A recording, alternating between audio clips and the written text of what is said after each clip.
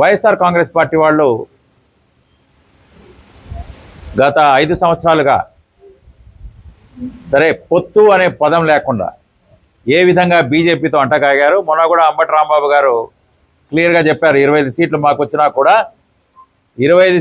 వచ్చినా కూడా మేము రాష్ట్ర అభివృద్ధి కోసం మేము 25 సీట్లు బీజేపీకే సపోర్ట్ చేస్తామన్నది మనం చూసాం. అంతకు మునిపే ఈ 5 సంవత్సరాల్లో ఏవైతే చట్టాలు ఉన్నాయో, సిఏఏ కానివ్వండి, ఆర్టికల్ 370 కానివ్వండి, తర్వాత ట్రిపుల్ తలాక్ కానివ్వండి, యూనిఫామ్ సివిల్ కోడ్ ఉత్తరాఖండ్ కానివ్వండి, ఇక మణిపూర్లో వాళ్ళు వైలెన్స్ జరిగిన సైలెన్స్ కానివ్వండి, రైతులకు నల్ల చట్టాలు కానివ్వండి, షాహీన్ బాగ్ ఇన్సిడెంట్ బాగ్ మీద మాట్లాడుకుంటే ఏదైనా సరే, జామియా మిలియాలో వైలెన్స్ జరిగినప్పుడు మాట్లాడకపోవడం కూడా మనం వైఎస్ఆర్సీపీ వాళ్ళు అన్ని దాంట్లో బీజేపీకి మద్దతు ఇవ్వడం మనం చూసాం. నిన్న కూడా మనం చూసాం, వీళ్ళు ఒక అపోహలు సృష్టిస్తున్నారు, 4% రిజర్వేషన్లు రద్దు చేస్తారు. నేను ఒకటి దాని మీద మా పర్టికులర్గా ముస్లిం సోదరిమణులకు చెప్పదలుచుకున్నాను. మోడీ గారు నిన్న వచ్చారు, 4% రిజర్వేషన్ ఆంధ్రప్రదేశ్లో రద్దు చేస్తామని చెప్పారా? ఎందుకు చెప్పలేదంటే, వాళ్ళ ప్రభుత్వాలు కర్ణాటక లాగా వాళ్ళ ప్రభుత్వాలు వస్తే హమారీ సర్కార్ జబ్ ఆయేంగి, ఇక్కడ హమారీ సర్కార్ కాదు వచ్చేది, వాళ్ళది కాదు. వాళ్ళే ఒప్పుకున్నారు కదా, ఇది టీడీపీ జనసేన మేనిఫెస్టో, మేము ఢిల్లీ లెవెల్లో వీళ్ళు ఎన్డీఏ కూటమిలో భాగస్వాములు, ఒక సంకీర్ణ ధర్మం మేము పాటిస్తాం, ఈ రాష్ట్ర ప్రగతికి ఈ మేనిఫెస్టోలో వాళ్ళు ఏం కోరుకుంటారో దానికి మేము సహకారం అందిస్తాం అనేది స్పష్టంగా అర్థమవుతా ఉంది. కర్ణాటకలో వాళ్ళ ప్రభుత్వం వచ్చినప్పుడు 4% రిజర్వేషన్ వస్తే బొమ్మాయి గారు ట్రై చేశారు, బీజేపీ ఆయన చీఫ్ మినిస్టర్, దాన్ని సుప్రీంకోర్టు తప్పుబట్టి లేదు మేము హోల్డ్లో పెడుతున్నాం అన్నారు ఎలక్షన్లకు ముందు. తమిళనాడులో 3.5 ఉంది, కేరళలో 8% ఉంది. నేను ఒకటే చెప్తున్నా, హిందువులు కాబట్టి మిగతా బీసీలకు ఏబీసీ ఇచ్చారా? లేదే ఏబిసిడి వరకు వాళ్ళు హిందువులు కాబట్టి ఇచ్చారా? హిందువు అనే పదం ఇచ్చేసారా? లేదు. ఒక వెనుకబాటుతనం ఆధారంగా, సామాజిక ఆర్థిక వెనుకబాటుతనం ఆధారంగా మిగతా బీసీలకు ఏ విధంగా రిజర్వేషన్లు ఇచ్చారో అదేవిధంగా ముస్లిం సోదరులకు కూడా వెనుకబాటుతనంగా, అందరూ ముస్లిం సోదరులు అర్హులు కారు, సయ్యదులు తర్వాత ఖాన్లు వీళ్ళందరూ అర్హులు కారు కదా, తీసేశారు. ఒక కమిషన్ పెట్టి 4% ఇచ్చారు. ఈ 4% ఇవ్వడానికి ముందు ఒక 5% రిజర్వేషన్ ఇచ్చారు. ఇస్తే ఇది మతపరమైనది అని దాన్ని రద్దు చేయించారు కూడా కోర్టులో. మతపరమైన ప్రాతిపదిక మతం తీసుకొని ఇచ్చారు, 5% చెల్లదు అంటే మళ్ళీ కమిషన్ వేసి ఏ విధంగా మిగతా బీసీలకు ఇచ్చారో అదే విధంగా అదే ప్రాతిపదికన సామాజిక ఆర్థిక వెనుకబాటుతనంగా ముస్లింలో ఉన్న వారికి కూడా ఇవ్వడం జరిగింది. ఏ విధంగా ఏబిసిడి బీసీలు ఇచ్చారో ఈ కూడా ఆ విధంగా ఇంక్లూడ్ అయింది. దీన్ని నేను క్లియర్ చేయగలుగుతున్నాను. సిటిజన్షిప్ అమెండ్మెంట్ యాక్ట్, అది మిథున్ రెడ్డి గారు తర్వాత విజయసాయిరెడ్డి గారు బల్లలు చరిచి అప్పుడు బీజేపీకి రాజ్యసభలో వాళ్లకు సంఖ్యాబలం లేకపోతే వైఎస్ఆర్సీపీ ఆమోదముద్ర వేసి ఈ సిటిజన్షిప్ పౌరసత్వ సవరణ చట్టం ఏదైతే ఉందో అది పాకిస్తాన్ బంగ్లాదేశ్ నుంచి వచ్చిన వాళ్లకు మామూలుగా ఇండియాలో ఎట్లా ఉంటుందంటే పౌరసత్వం 11 సంవత్సరాలు ఉండాలి. కానీ వీళ్ళకు 5 సంవత్సరాలు మీరు బంగ్లాదేశ్ నుంచి పాకిస్తాన్ నుంచి వస్తే చాలు, 2014 కట్ ఆఫ్ డేట్ డిసెంబర్ 31 అని పెడుతూ ఎవరైతే హిందువులు వచ్చేసారో అక్కడ వేధింపులు ఏదైనా ఉంటే క్రిస్టియన్లు వచ్చారో ఇలాంటి వాళ్ళకి ఇచ్చారు. వీళ్ళు హజారీస్ను మినహాయించారని మీరు ఒక చూడండి. అభినవ్ చంద్రచూడ్ ఈయన ఎవరంటే మన chief justice of India Chandrachud గారి అబ్బాయి. గూగుల్లో కూడా ఆయన మీరు చూడవచ్చు. ఏ విధంగా ఈ వారసత్వ సవరణ చట్టం ఈ 2014 కట్ ఆఫ్ డేట్ పెట్టడం అనేది ఇది రాజ్యాంగ స్వేచ్ఛా హక్కు ఆర్టికల్ 14కు ఇది భంగం కలిగిస్తూ ఉంది అనేది ఆయన క్లియర్గా చెప్తూ చాలామందిని మినహాయించారు, చాలా దేశాలను మినహాయించారు. తర్వాత ట్రాన్స్జెండర్స్ లేరు, దేవుణ్ణి నమ్మేవాళ్ళు లేరు, ఒట్టి ఆస్తికులు మాత్రమే ఉన్నారు, నాస్తికులు లేరు. దేవుడు ఉన్నాడా లేడా ఆగ్నాస్టిక్స్ అంటారు, వాళ్ళు ఉన్నాడా లేడా అనే వాళ్ళని కూడా మీరు కన్సిడరేషన్లో తీసుకోలేదు. అప్పుడు చిన్నపిల్లవాడు 2014లో 1 సంవత్సరం 2 సంవత్సరాలు ఉన్నవాడు ఇప్పుడు పెద్దవాడు అంటే వాడిని కూడా మీరు కన్సిడరేషన్ తీసుకోలేదనేది. ఏది ఏమైనా ఈ చట్టం బంగ్లాదేశ్, పాకిస్తాన్ నుంచి వచ్చిన ముస్లింలకు వర్తిస్తుంది అనేది మన సోదరులు ఖచ్చితంగా గుర్తుపెట్టుకొని, ఇక్కడ జగన్మోహన్ రెడ్డి గారుకి చెప్పినట్టున్నారు మా డిప్యూటీ సీఎం అంజద్ బాషా గారు, మేము ఎన్ఆర్సీని వర్తింపజేయము. ఎన్ఆర్సీ గురించి ప్రతిపాదన బీజేపీ మేనిఫెస్టోలో లేదు. ఇది దయచేసి ముస్లిం సోదరులందరూ ఇక చాలా ప్రశాంతంగా ఉండవచ్చు.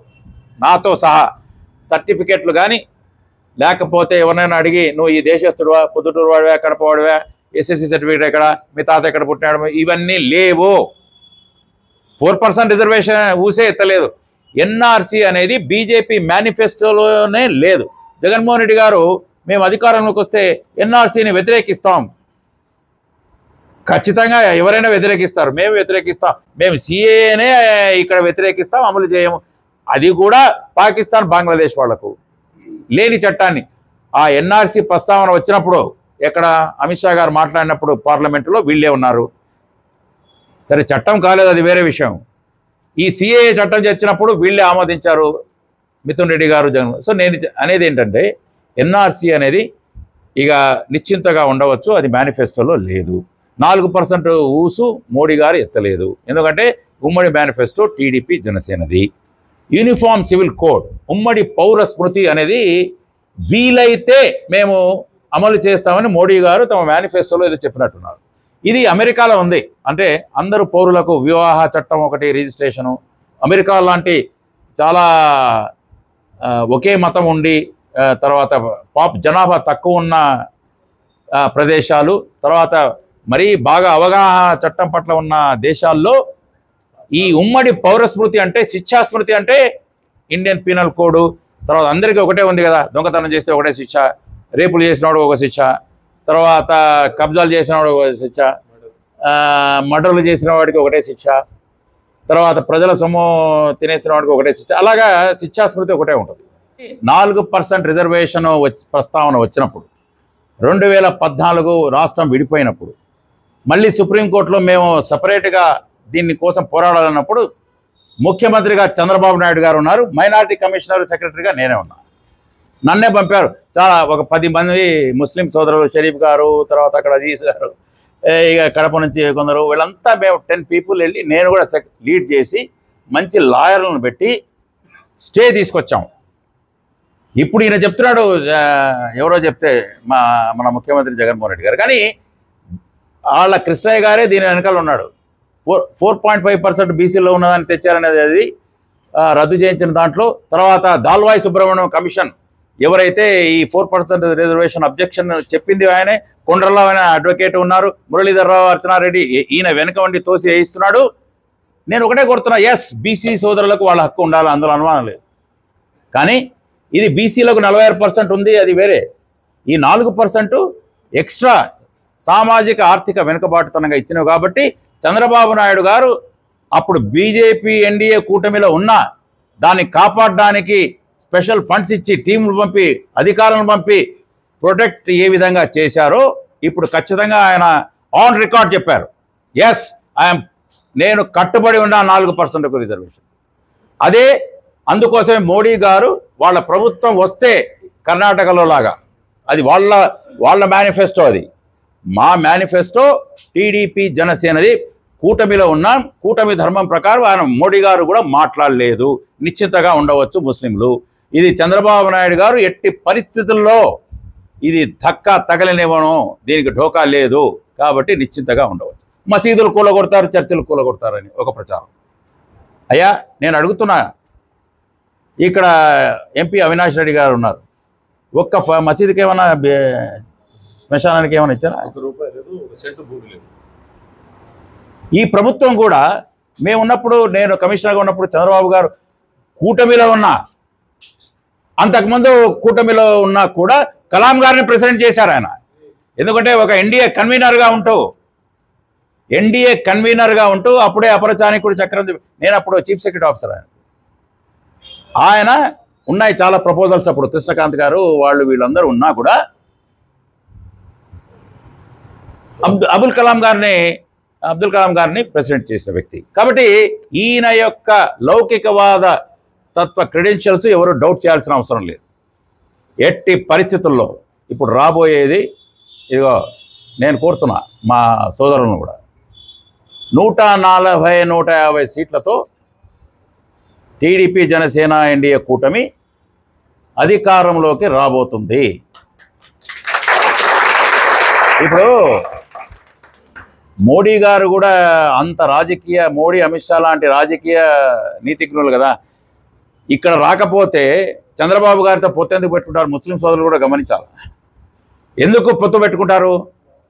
లేదబ్బా ఈ కూటమిదే ఇక్కడ రాబోతా ఉంది, మీ ఉమ్మడి మేనిఫెస్టో మీరు పెట్టుకోండి, మేము కూడా మీ దాంట్లో మేము దాంట్లో దూరం, దాంట్లో మేము ఎటువంటి అభ్యంతరాలు చెప్పమనే కదా నిన్న క్లియర్గా తెలుపుతా ఉంది మనకు. అక్కడ కూడా కేంద్రంలో ఈయన కూడా మా నాయకుడు చంద్రబాబు నాయుడు అపర పరిపక్వం చెందిన నాయకుడు, రాజనీతిజ్ఞుడు, రాజకీయ పరిపక్వం కలవాడు కాబట్టే వీళ్ళు ఏదైతే చెప్తున్నారో అంబటి రాంబాబు గారు లాంటి వాళ్ళు మేము 25 సీట్లు రాష్ట్రం కోసం ఏదైతే చేస్తామని అంటున్నారో కేవలం ఒక్కొక్కరి నెత్తి మీద ఇప్పుడు 2.74 లక్షల కోట్లు నేను బటన్ నొక్కినా, అది వేరే మాట. బటన్ నొక్కడానికి ఈయన కాదు, మా ఎవరో హజరత్ ఉన్నా కూడా మా ముఖ్తార్ సాబ్ని పెట్టినా కూడా చాలా చక్కగా బటన్ నొక్కుతాడు, అది వేరే విషయం. బటన్ నొక్కడంకి కానీ ప్రతి వాళ్ళు చెప్తున్నారు అప్పులు 13.5 లక్షల కోట్లు. మళ్ళీ చూస్తే కార్పొరేషన్ల సప్లాన్లు, మైనార్టీ కార్పొరేషన్ సప్లాన్లు లేదు, మైనార్టీ కార్పొరేషన్ లేదు, వక్ఫ్ డిపార్ట్మెంటు లేదు, తర్వాత ఎస్సీ కార్పొరేషన్ లేవు. పేరుకు నా ఎస్సీ, నా ఎస్టీ, నా బీసీ, నా మైనారిటీ ఓకే. నేను కూడా ఒక ఐజీగా పనిచేసా. ఈ రాయలసీమలో పొద్దుటూరులోనే స్కూళ్ళు డెవలప్ చేశాం, కడపలో డెవలప్ చేశాం, ఉర్దూ స్కూళ్ళ దగ్గర కంప్యూటర్లు ఇప్పించాం. సరే మీ అందరి సహకారంతోనే, ప్రజా సహకారంతో, పోలీసులు మేము ఒక సమన్వయంతో ఇప్పుడు నాడు నేడు అనే గప్పాలు కొట్టుకుని బైజూస్ లాంటి పనికి మాలిన దీనికే పోయింటాయి ఫండ్స్ డైవర్షన్. అప్పులు ఎందుకైనా అని ఆలోచిస్తున్నాను నేను. బైజూస్ అంట, ట్యాబులు అంట, తర్వాత 5 రూపాయల టేబుల్స్ మేము చాలా క్వాలిటీ టేబుల్స్ ఇస్తున్నామని 15,000 వాళ్ళు ఛార్జ్ చేసి టీచర్లతో బిల్డింగ్లు, క్లాస్ రూమ్లు కట్టించి, నేను ఒక టీచర్ కొడుకుని, ఎక్కడైనా ఇంజనీర్లు బిల్డింగ్లు కట్టడం చూస్తా కానీ టీచర్లకు వాళ్ళకు బిజీగా పెట్టాలని, వాళ్ళని హింస పెట్టాలని టీచర్లు మీరు బిల్డింగ్లు కట్టండి, ఇంజనీర్లు చేస్తారనేది.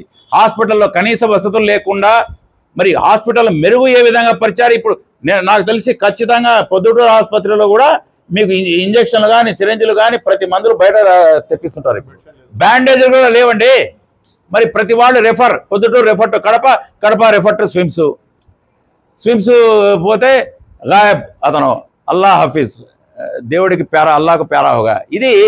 ఇది జరుగుతూ ఉంది. నేను హాస్పిటల్ డెవలప్ చేసా, మౌలిక సదుపాయాలు డెవలప్ అనేది చేయలే. 1. 2 అన్ని హామీలు పూర్తి చేశాను నేను. ఎప్పుడు కూడా 90%, 100% హామీలు పూర్తి చేశాను. అయ్యా ముస్లింల ఒక ఉదాహరణ చెప్తున్నా. ఏం హామీలు? దుల్హన్ మీరు చెప్పారు, చాలా గర్వంగా మా ముస్లింలందరూ నాతో సహా సంతోషపడ్డాను. అబ్బా పర్లేదు, ఈయన రాజశేఖర రెడ్డి కూడా చేస్తున్నాడేమో అనుకున్నా. 50,000 చంద్రబాబు నాయుడు గారు 200 కోట్లు ఇచ్చాడు 40,000 మందికి. ఈయన మొన్నటి వరకు ఇస్తా అంటే చాలామంది నమ్మి కొందరు పెళ్లిళ్ళు ఆపుకున్నారు. పెళ్లిళ్ళు కాకుండా ఆడపిల్లలు ఇళ్ళలో ఊడిపోయారు. కొందరు పెళ్లిళ్ళు చేసి వస్తుంది అనుకుంటే వాళ్ళు పాపం అప్పుల్లో మునిగారు. 1,00,000 కాదు కదా, 50,000 కూడా ఇవ్వలేని పరిస్థితి.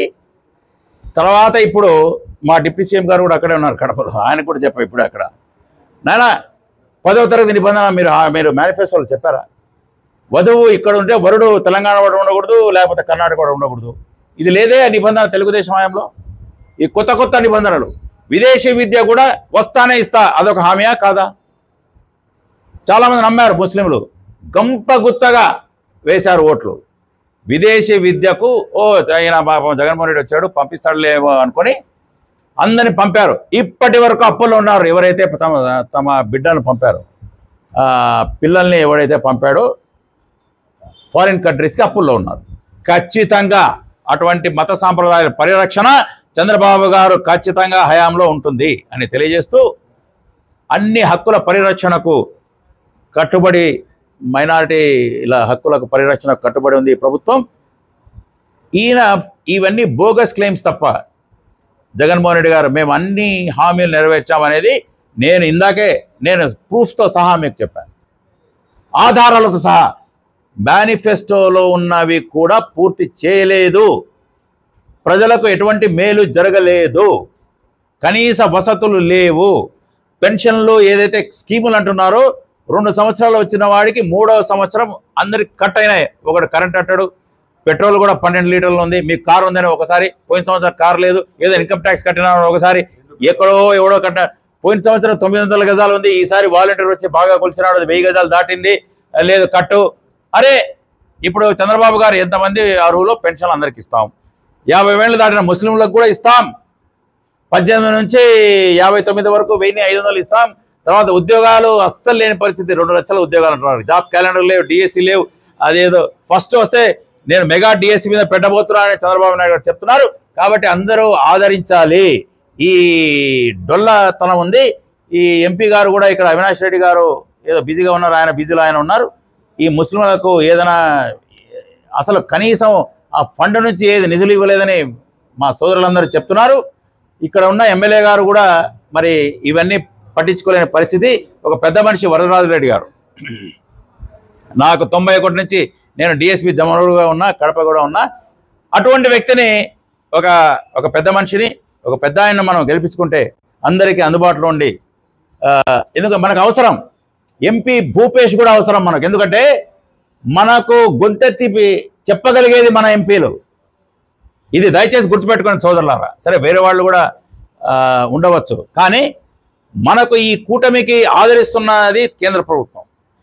ఖచ్చితంగా నేను కోరుతున్న మైనారిటీ సోదరులను కూడా అందరినీ కోరుతున్నా. ఇది 150 సీట్ల 160 సీట్ల ఓకే, వీరికి ఓటు వేసి ఈ కూటమికి, టీడీపీ జనసేన ఎన్డీఏ కూటమికి ఓటు వేసి మీరు ఈ కూటమిలో భాగస్వాములై మీ హక్కులు పరిరక్షించుకోవడమే కాదు, ఒక హక్కు మీకు అడిగే హక్కును దయచేసి పొందండి. అయినా కూడా ఉంటుంది, అది వేరే విషయం. కానీ మీకు ఇందులో దీనికి ఓటు వేసాం, హక్కు అడుగుతున్నాం, అడిగి మీరు సాధించుకోండి. ఎట్లాగైనా మీకు వేసినా వేయకపోయినా అనేది కాదు, కానీ ఖచ్చితంగా మీరు భాగస్వాములు కండి.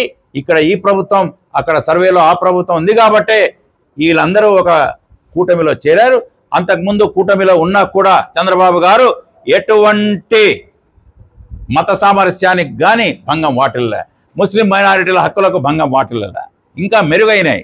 ఇక్కడ అదిగో ఇదిగో అని చెప్తూనే అన్ని నల్ల చట్టాలకు ఆమోదం తెలిపి, సరే వాళ్ళ వ్యక్తిగత కారణాల, తర్వాత బంధువుల వ్యక్తిగత కారణాల, ఏదేమైనా కావచ్చు జగన్మోహన్ రెడ్డి గారి ప్రభుత్వానికి, అది నష్టం జరిగింది దేశానికి, రాష్ట్రానికి.